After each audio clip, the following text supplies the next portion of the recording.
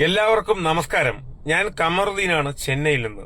ഇപ്പോ FBയിൽ വരാനുള്ള കാരണം, എന്റെ വിഷയം കേരളത്തിൽ മുഖ്യമന്ത്രിയുടെ തിരഞ്ഞെടുപ്പുമായി ബന്ധപ്പെട്ട ചർച്ചയിലാണ്. അതിന്റെ ഇടയിൽ വേറെ കുറച്ച് കാര്യങ്ങൾ, ഇവിടെ ഈ പറയുന്നതിൽ ജാതിയോ മതമോ രാഷ്ട്രീയങ്ങളോ ആശയങ്ങളോ ഒന്നുമില്ല.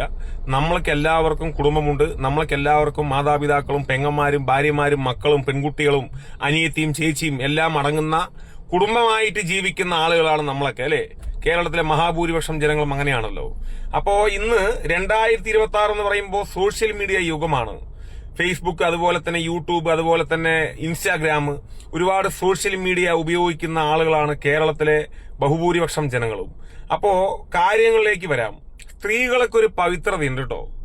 നമ്മുടെ കേരളത്തിലെ എന്നല്ല, ലോകത്തെ സ്ത്രീകൾക്ക് പവിത്രതയുണ്ട്. പ്രത്യേകിച്ച് കേരളത്തിന് ഒരു കൾച്ചറുണ്ട്. കേരളത്തിന് മാന്യമായ കൾച്ചറുണ്ട്. ആ കൾച്ചറിന്റെ വില എന്താണെന്ന് അറിയണമെങ്കിൽ കേരളം വിട്ട് പോകണം, അല്ലെങ്കിൽ രാജ്യം വിട്ട് പോകണം.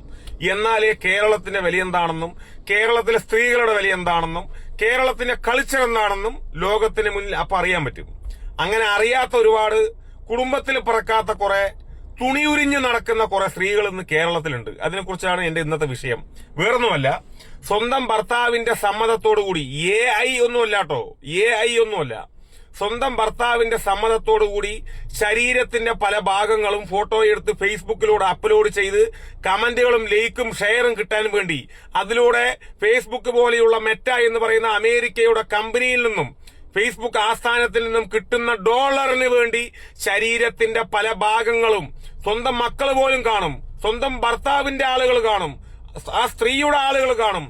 ആര് കണ്ടാലും വിഷയമല്ല, എനിക്ക് പണം മാത്രം മതി എന്നുള്ള അഹങ്കാരത്തിന്റെ, ദൈവത്തിനെ പോലും വെല്ലുവിളിച്ചുകൊണ്ട്, ദൈവം അറിഞ്ഞുകൊടുത്ത, കനിഞ്ഞുകൊടുത്ത ആ സൗന്ദര്യത്തെ, ആ പവിത്രമായ ശരീരത്തെ പൊതുസമൂഹത്തിന്റെ മുന്നിൽ മീഡിയകളിലൂടെ, സോഷ്യൽ മീഡിയകളിലൂടെ കാഴ്ചവെച്ചുകൊണ്ട് കാശുണ്ടാക്കുന്ന കുറെ തന്തയ്ക്ക് പറക്കാത്ത കുറെ സ്ത്രീകൾ ഇന്ന് കേരളത്തിലുണ്ട്.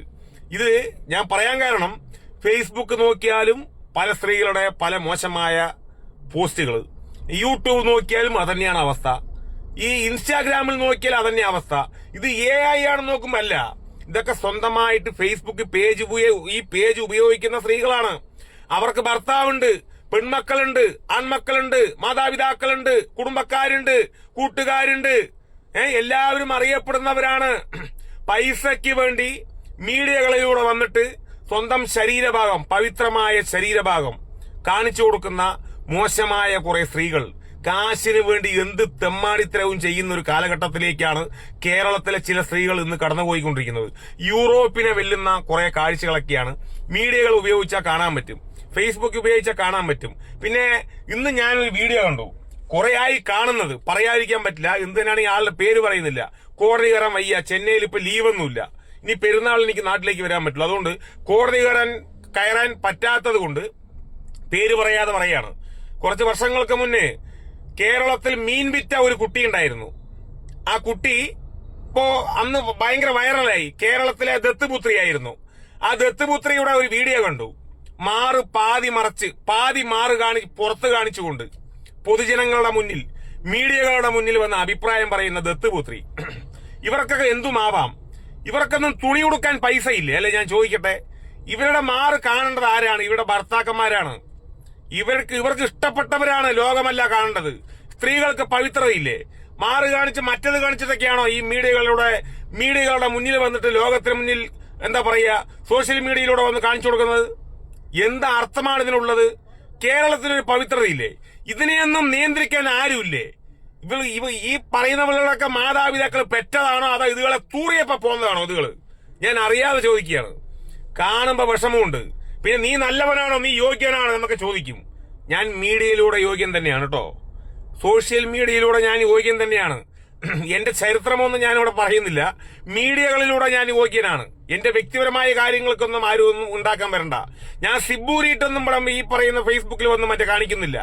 ഞാൻ സിബൂരിയിട്ട് പാന്റ് ഇട്ടിട്ട് സിബൂരി കാണിച്ചിട്ട് ഈ എന്താ പറയാ, ഈ മീഡിയയിൽ പോസ്റ്റ് ചെയ്താൽ എനിക്ക് പൊങ്കാല വരില്ലേ? സംശയം വേണ്ടല്ലോ.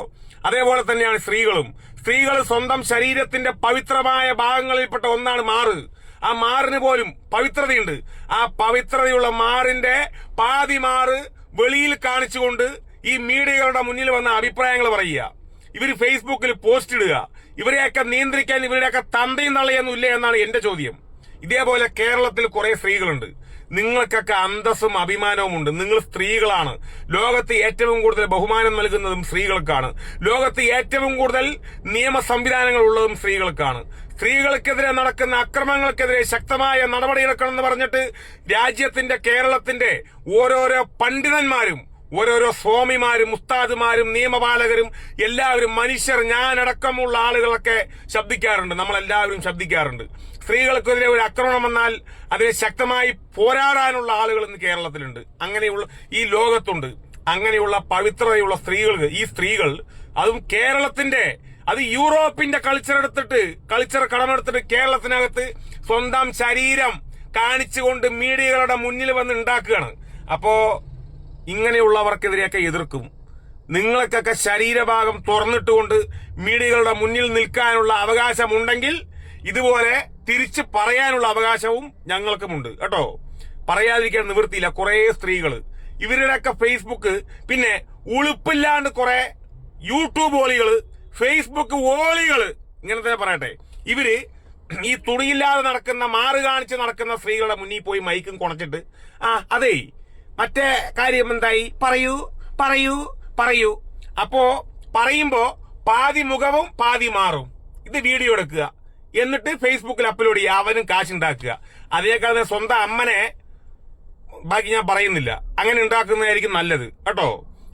ഇങ്ങനെയുള്ളവരെയൊക്കെ പബ്ലിക്കിൽ കൊണ്ടുവരുന്നത് ഈ മീഡിയ, ഈ സോഷ്യൽ മീഡിയയാണ്. യൂട്യൂബ് ഓളികളാണ്, ഫേസ്ബുക്ക് ഓളികളാണ്, ഇൻസ്റ്റാഗ്രാം ഓളികളാണ്. നല്ല സ്ത്രീകളെ, നല്ല മറ്റേ വസ്ത്രധാരണം, നല്ല വസ്ത്രം ധരിച്ച സ്ത്രീകൾ അവരുടെ മുന്നിൽ പോയി നിങ്ങൾ വീഡിയോ ചെയ്യുക, നിങ്ങൾ ക്ലാസ് കൊടുക്കുക, അല്ലെങ്കിൽ നിങ്ങൾ എന്താ പറയുക, ഇന്റർവ്യൂ നടത്തുക, അഭിപ്രായങ്ങൾ ചോദിക്കുക. അതിനൊക്കെ അന്തസ്സുണ്ട്. പാതി തുണിയും വെച്ച് തുണിയും പാതി തുണിയില്ല.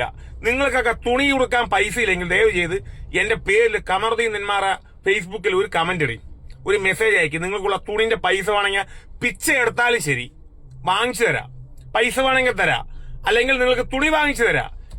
തുണി കൊടുക്കാതെ വലിയ മറ്റവളുകൾ കുറെ കേരളത്തിൽ ഇറങ്ങിയിട്ടുണ്ട്. നമ്മൾ പേര് പറഞ്ഞാൽ കോടതി കയറുമ്പോൾ വേറെ വഴിയില്ല, ഇവിടെ ലീവ് കിട്ടില്ലേ. അതുകൊണ്ട് കേസ് നടത്താൻ വിഷയമൊന്നുമല്ല, ഒരാളെയും ഭയക്കൂല. ഇന്ന് ചില കാര്യങ്ങൾ കേരളത്തിൽ കണ്ടുകൊണ്ടിരിക്കുന്നത് അങ്ങനെയാണ് സുഹൃത്തുക്കളെ. വേണമെങ്കിൽ കേൾക്കുക. ഇതേപോലെ തുണിയില്ലാതെ പാതി തുണിയും വെച്ചിട്ട് അവരുടെ ഇന്റർവ്യൂ നടത്തി സമൂഹ മാധ്യമങ്ങളിലൂടെ പോസ്റ്റ് ചെയ്യുന്ന ഏത് പേജാണെങ്കിലും ആ പേജിനൊക്കെ റിപ്പോർട്ട് അടിച്ച് പൂട്ടിക്കുക. അങ്ങനെയുള്ള പേജുകളെയൊക്കെ, അങ്ങനെയുള്ള യൂട്യൂബ് ആണെങ്കിലും റിപ്പോർട്ട് അടിച്ച് പൂട്ടിക്കുക. കുട്ടികൾ മറ്റുള്ള ഒരു കുടുംബത്തോടെ ഒരു ഫേസ്ബുക്ക് നോക്കാൻ പറ്റാത്ത സാഹചര്യം ഇന്നത്തെ കാലത്ത് അത്രത്തോളം മോശമാണ് സുഹൃത്തുക്കളെ. കേരളത്തിനൊരു പവിത്രതയുണ്ട്, സ്ത്രീകൾക്കൊരു പവിത്രതയുണ്ട്. ഈ മാറും തുറന്നിട്ടിട്ട് മീഡിയകളുടെ മുന്നിൽ വന്ന് നിൽക്കുന്ന ഈ സ്ത്രീകളോട് എനിക്ക് പറയാനുള്ളത്, നിങ്ങളൊക്കെ മനുഷ്യരാണോ? നിങ്ങൾ സ്ത്രീകളുടെ അപമാനമാണ്. അഭിമാനമല്ല, അപമാനം. ശരീരഭാഗങ്ങളൊക്കെ മീഡിയകളിലൂടെ അങ്ങനെ തുറന്നിട്ടിട്ട് അങ്ങോട്ട് മറ്റവന്മാർക്കൊക്കെ കമ്പിയാക്കി വിടുക. എന്തിട്ടാകും? നിങ്ങളൊക്കെ ആരാ? മോശമായ കുറെ സ്ത്രീകളെ അപമാനിക്കലല്ല എന്റെ പണി. സ്ത്രീകൾക്കെതിരെ നടക്കുന്ന അതിക്രമങ്ങൾക്കെതിരെ ശക്തമായ നിയമ നടപടി സ്വീകരിക്കണമെന്ന് ഇന്ന് പറഞ്ഞുകൊണ്ട് വർഷങ്ങളായി മീഡിയകളിലൂടെ പ്രതികരിക്കുന്ന ഒരു വ്യക്തിയാണ് കമറുദ്ദീനിലൂടെ അറിയപ്പെടുന്ന കമാലുദ്ദീൻ നെന്മാറ. എനിക്ക് വല്ലാത്ത ദുഃഖമുണ്ട്. ഇത് മീഡിയകളിലൂടെ ഒരുപാടായി ഇപ്പോ കണ്ടുകൊണ്ടിരിക്കണം. അതുകൊണ്ട് പറഞ്ഞതാണ്, തെറ്റുണ്ടെങ്കിൽ ക്ഷമിക്കുക. അപ്പൊ ഓക്കെ, എല്ലാവരും നല്ലപോലെ വസ്ത്രം ധരിച്ചുകൊണ്ട് മുന്നോട്ട് പോകാൻ എല്ലാവർക്കും കഴിയട്ടെ. എല്ലാവർക്കും സർവേശ്വരന്റെ അനുഗ്രഹങ്ങൾ ഉണ്ടാവട്ടെ. കാശിന് വേണ്ടി ഞാൻ പറയുന്നില്ല, അങ്ങനെയുള്ളവളെയൊക്കെ ഉണ്ടല്ലോ. ഓക്കെ, ശരിയെന്നാ, നന്ദി, നമസ്കാരം.